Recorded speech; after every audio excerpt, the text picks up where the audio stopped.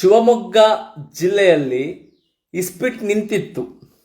ಈಗ ಮತ್ತೆ ಶಿವಮೊಗ್ಗ ಜಿಲ್ಲೆಯಲ್ಲಿ ಇಸ್ಪಿಟ್ ದಂಧೆ ಪ್ರಾರಂಭವಾಗಿದೆ.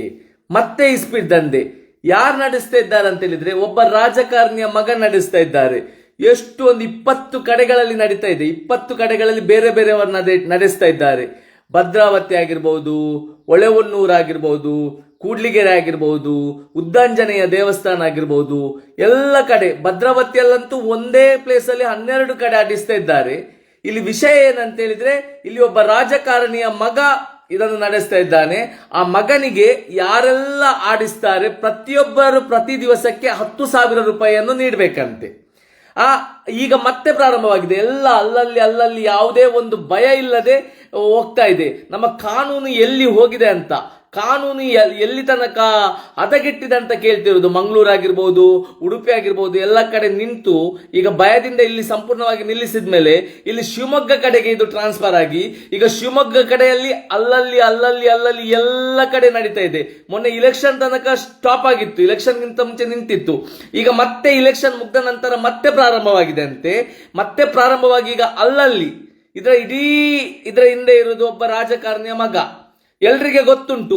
ಎಲ್ಲಿ ತನಕ ಅಂತ ಹೇಳಿದ್ರೆ, ಕಾನೂನು ಕಾಪಾಡಬೇಕಾದ ವ್ಯಕ್ತಿಗಳೇ ಆ ರಾಜಕಾರಣಿಯ ಮಗನಿಗೆ ಸಪೋರ್ಟ್ ಕೊಡುವಂತ ಪರಿಸ್ಥಿತಿ ಬಂದಿದೆ. ರಾಜಕಾರಣಿಯ ಮಗನಿಗೆ ಸನ್ಮಾನ ಕೂಡ ಎಲ್ಲ ಮಾಡಿದ್ದಾರೆ ಎಂಬಂತ ಮಾತುಗಳು ಕೇಳಿ ಬರ್ತಾ ಇದೆ. ಆ ಊರಿನ ಜನರಿಂದ ಕಾಲ್ ಮಾಡಿ ಹೇಳಿದ ಕೂಡಲೇ ಹೇಳ್ತಾರೆ, ಏನ್ ಸರ್ ಅದು ನಿಲ್ಲಿಸ್ಲಿಕ್ಕಾಗಲ್ಲ.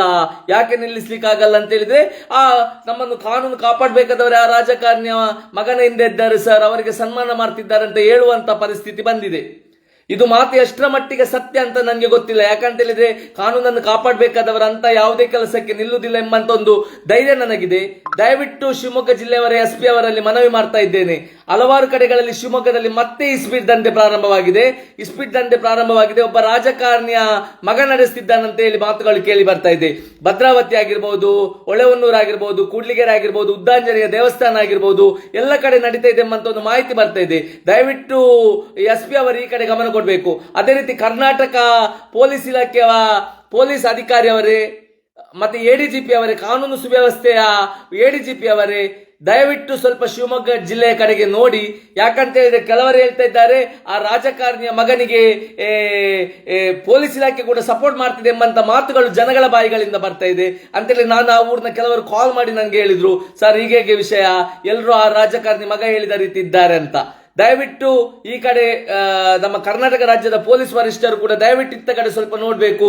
ಶಿವಮೊಗ್ಗ ಜಿಲ್ಲೆಯನ್ನು ಜೂಜು ಮುಕ್ತವಾಗಿಸಬೇಕಂತೇಳಿ ವಿನಂತಿ ಮಾಡ್ತಾ ಇದ್ದೇನೆ.